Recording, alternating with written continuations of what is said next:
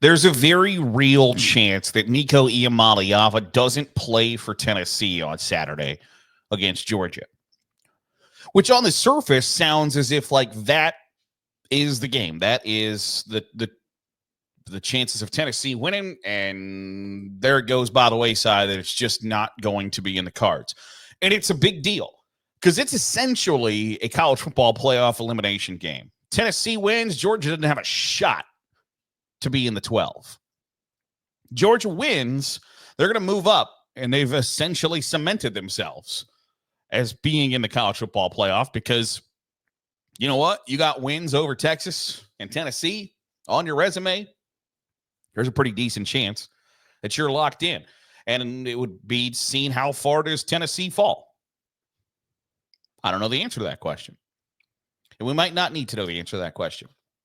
But if Nico Iamaleava doesn't play for Tennessee on Saturday, is there a pathway to victory for the Volunteers? I think so. Yeah, I think there is. If I'm a Georgia fan, do I want Nico Iamaleava to play? Not especially. But him not playing might put Tennessee into playing more into their strengths. Because Tennessee's got a great running game. A really great running game. And it probably hasn't gotten enough love and publicity throughout the college football season, where I especially have talked a lot about Ashton Jeanty, where I think Ashton Jeanty is by far and away the best running back in the country, and as well, he would get my Heisman Trophy vote right now. And Ashton Jeanty has had a great season, but Dylan Sampson has had a great season for Tennessee. 1,100 yards, averaging 5.6 yards per carry, 20 touchdowns. He has put the ball across the goal line 20 times. Tennessee can run the football. And Tennessee can do the other thing that 85% of coaches would tell you is the key between victory and defeat. They can run the football, and they play great defense.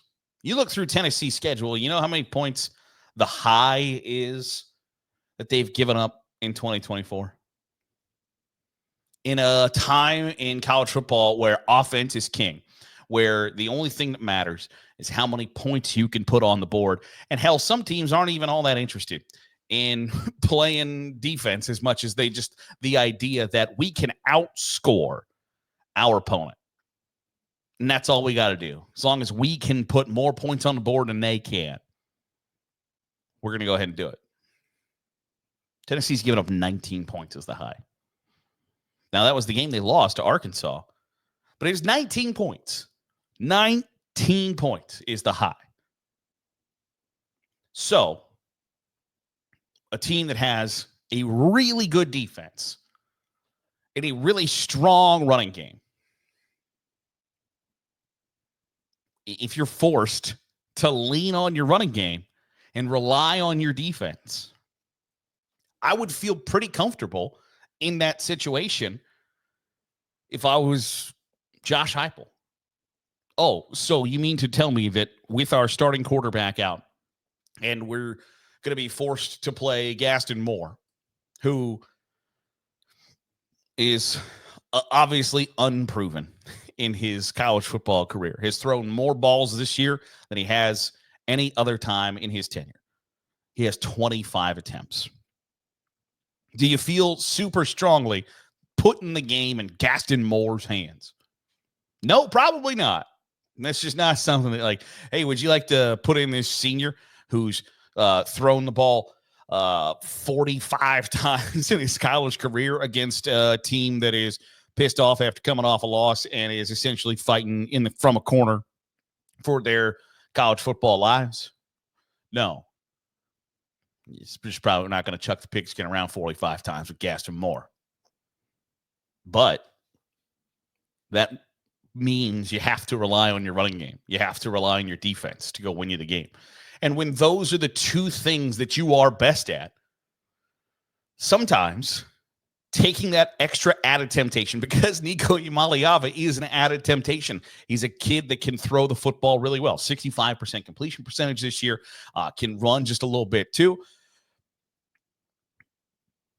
Getting the ball in that player's hands is an important spot of the game plan. It's an important thing to do. We want to make sure that we have our best players with the football in their hands. But when push comes to shove, and it's big time football, a lot of coaches will tell you, you run the football and you play great defense, you are much more likely to win the game. And so, if Tennessee is forced to rely on their running game and their defense, you have to like the chances, right? Especially a defense that is performing really well going up against a quarterback in Carson Beck who isn't performing well. He has not played well over the course of the last couple of weeks. Now, Tennessee doesn't force a ton of interceptions. They've got 8 on the season. So good for 1 a game. Carson Beck is good to, depending on the night, is good to give you 2 or 3. So baiting Carson Beck into turning the football over, I don't think that the pathway to victory narrows dramatically for Tennessee if Nico Iamaleava doesn't play. He's listed on the availability report as questionable. I get the impression that he's going to give it a go. That it's going to be if he can walk, he can play on Saturday night against Georgia. But because the stakes are super high, I mentioned it is essentially a college football playoff elimination game. Whoever wins is going to be set up that as long as we don't have a gigantic letdown, we're going to be all right. And whoever loses, if Georgia loses, they're definitely out. If Tennessee loses, there's some talk and some finagling, but I wouldn't be shocked if they are not in the college football playoff top 11 after this weekend. But Carson Beck has shown a penchant to turn the football over. And I don't know that Georgia has played a defense as good as Tennessee's this year.